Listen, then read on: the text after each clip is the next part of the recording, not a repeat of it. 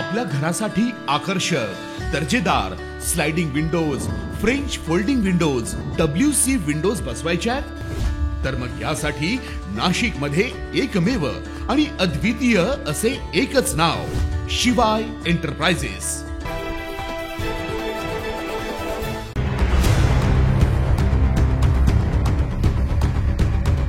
नाशिक शहरात एमडी सारखा घातक अंमली पदार्थ विकणाऱ्यावर पोलिसांनी धडक कारवाई केली। इंदिरानगर पोलिसांनी गुप्त माहितीच्या आधारे छापा टाकून एकाला अटक केली। त्याच्याकडून 25,500 रुपये किमतीचा एमडी ड्रग्ज जप्त करण्यात आला। या प्रकरणी इंदिरानगर पोलीस स्टेशनमध्ये गुन्हा दाखल करण्यात आला असून पुढील तपास सुरू आहे।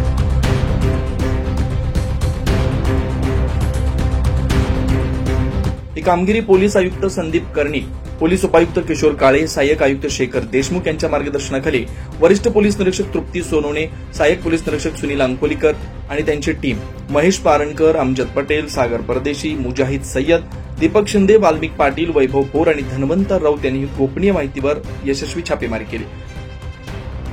9 न्यूज महाराष्ट्रासाठी नितीन चव्हाण, नाशिक।